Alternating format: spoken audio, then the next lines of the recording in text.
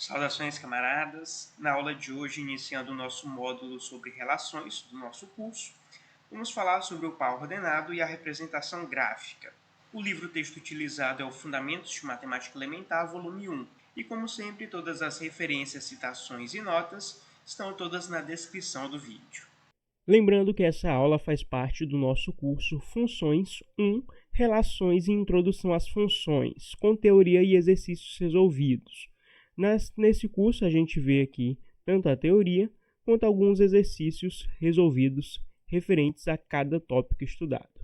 Bom, ainda falta alguns exercícios e a gente vai adicionando aí no curso à medida em que formos concluindo.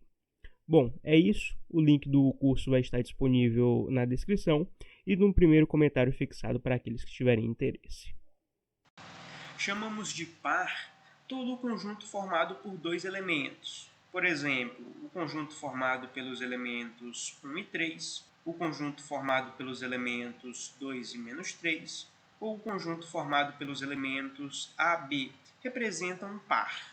A partir da igualdade de conjuntos, que a gente aprende lá em teoria dos conjuntos, sabemos que se invertermos a ordem dos elementos, não teremos um novo par, visto que o conjunto formado pelos elementos 1 e 3 é igual ao conjunto formado pelos elementos 3 e 1, assim como o conjunto formado pelos elementos 2 menos 3 é igual ao conjunto formado pelos elementos menos 3 e 2, e também o conjunto formado pelos elementos A, B é igual ao conjunto formado por BA.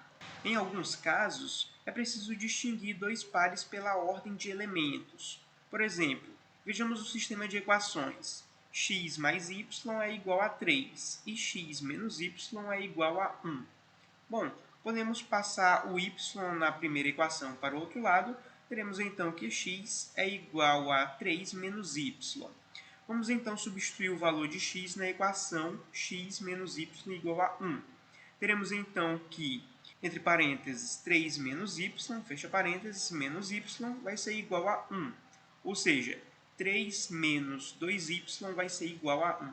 Vamos então passar o 3 para o outro lado da igualdade. Teremos que menos 2y é igual a menos 2. Vamos então multiplicar os dois lados da equação por menos 1. Portanto, 2y vai ser igual a 2.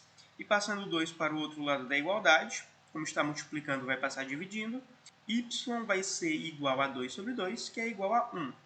E para encontrar o valor de x, basta a gente substituir y por 1 na primeira equação. Tem-se que x mais 1 vai ser igual a 3, passo 1 para o outro lado, como está positivo vai passar negativo, logo x vai ser igual a 3 menos 1, que é igual a 2. Portanto, x é igual a 2 e y é igual a 1.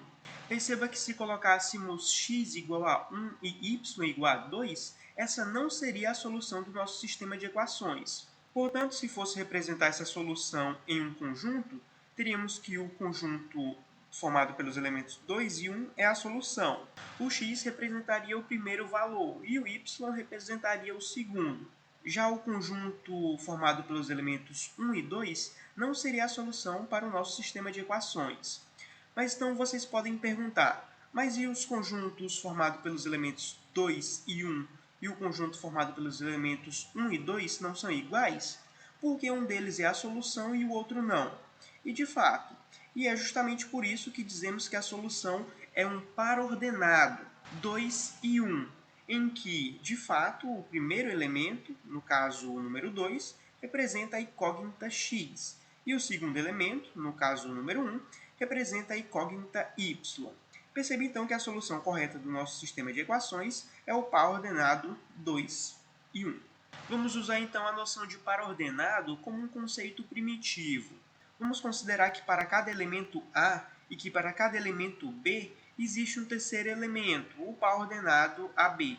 Em notação matemática, temos que o par ordenado AB ser igual ao par ordenado CD é equivalente a dizer que A é igual a C e B é igual a D. Vejamos então o nosso plano alfa, onde tem-se os eixos x e y, que são perpendiculares em O, a chamada origem. Considerando um ponto P qualquer, tal que P é pertencente ao plano alfa, é possível conduzir por duas retas.